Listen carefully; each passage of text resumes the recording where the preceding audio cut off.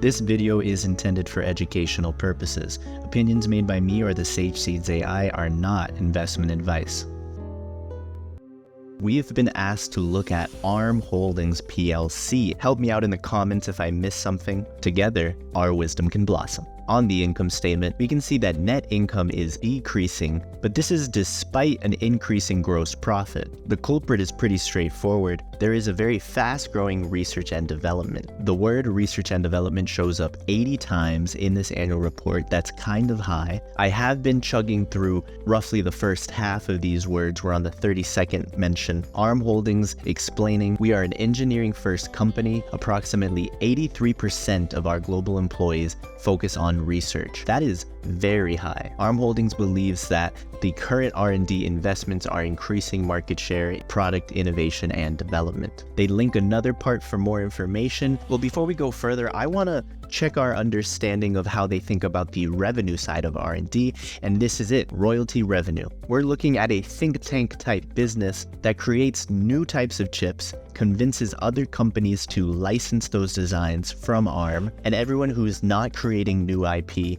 the general and administrative folk of the business, have the task of managing royalties as they come in. Remember, the first thing we saw in the income statement was that R&D is increasing rapidly. We would hope that this is happening because there has been an increase in the royalties as well. Royalty revenue recognized on an accrual basis in the quarter in which customers ship chips. In other words, there is a gap between when ARM considers revenue to have occurred and when someone actually pays for the chips designed by ARM. Industry estimates of expected shipments, the mix of products sold, the percentage of market, it keeps going. The team managing royalty revenue at ARM has created a complex formula instead of waiting to actually receive revenue. By their own admission, in moments when the semiconductor industry expects there to be high levels of future shipments, such as during this AI boom that we're all living through, recognized royalty revenue will increase purely based on the speculation, regardless of whether money has been paid for these chips yet or not. While this is aggressive, there is a logical reason for doing this in some industries. The management letter explains, engineers are in high demand and well remunerated. R&D activity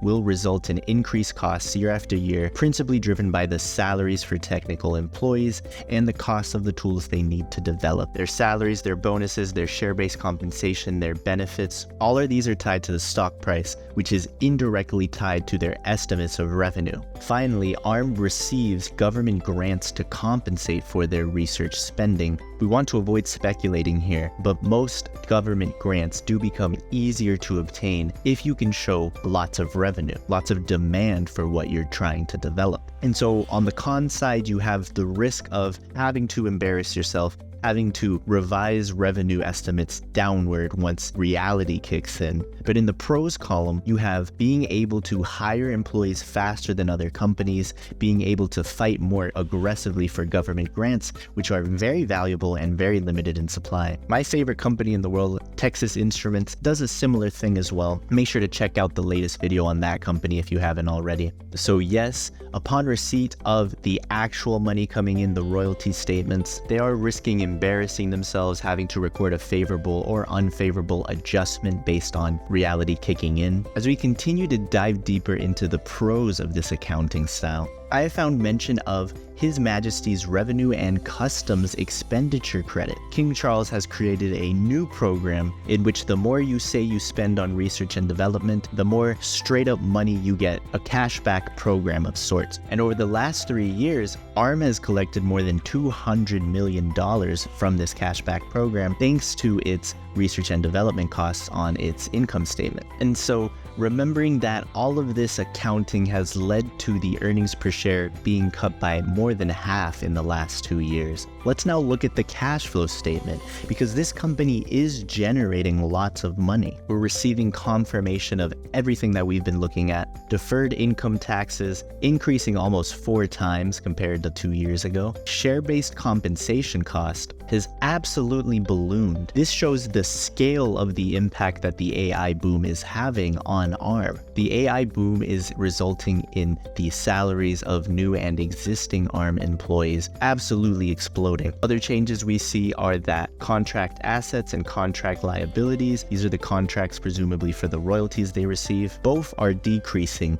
freeing up cash this year, but meaning that there's less royalty contracts in existence overall. In addition, depreciation has been steadily decreasing for the last 2 years. Lower depreciation means less prototypes, less trade shows, just all around less activity when it comes to creating royalty revenue for the future. And so a year of preparation for the next generation of this business, a year in which they successfully shook over $1 billion out of their existing supply chains. If ARM has been good at hiring very selectively and purposefully during this last year, well then here you have a semiconductor company that has clearly attracted talent and has a history of selling good ideas in order to receive royalties for many years. However, it's definitely a lot of pressure on the new employees, all the people who got promotions this year. If they don't do something impressive as a baseline, then this is the sort of year that will create a hangover for the shareholders of this business. ARM has set itself up to have noticeably less revenue with higher expenses. It really all depends on what ideas can these new employees come up with soon in order to keep that revenue nice and high, not just in estimates, but in reality. But luckily, a public British company with this company number in order to file British patents, when this company registers patents in the development of microprocessors, systems, design, graphics processing units, software, tools, and other related services. But wait, there's more. Our business was initially operated through blah blah blah blah blah until a September 2016 acquisition by Softbank Group. Softbank is a very large fund run by Masayoshi-san out of Japan. While this is an oversimplification, Softbank is a type of private equity fund focused on Silicon Valley-like companies, kind of like Tiger Asset Management if you're into that sort of stuff. But it was only a few months ago, August 2023, ARM Limited was fully purchased for $16.1 billion,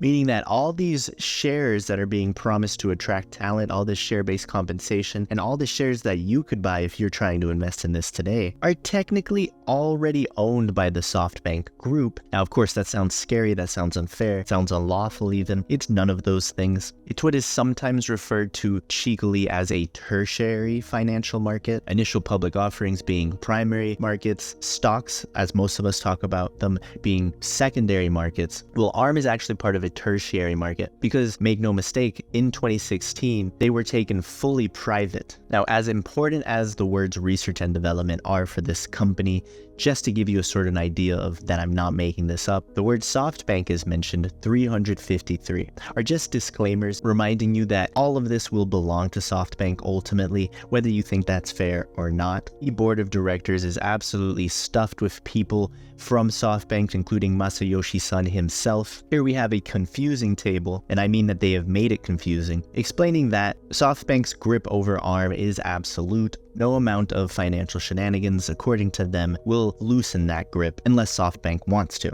And I'm going to avoid looking at the details of the specific directors, but their bios are fully included on this 20F if you want to look for yourself. You can also just Google a lot of these guys. They've all been around for 30 plus years. But several of these directors do have a history of guiding companies so that it benefits Softbank more than the shareholders of the companies themselves. I did mention that the strategy at Softbank is a lot more similar to what private equity usually does. If you want to get into that more, definitely discuss it in the comments. Look it up and then come back to the video to share what you've learned. That would be helpful to a lot of people, I'm sure. But a hugely oversimplified version of it is this.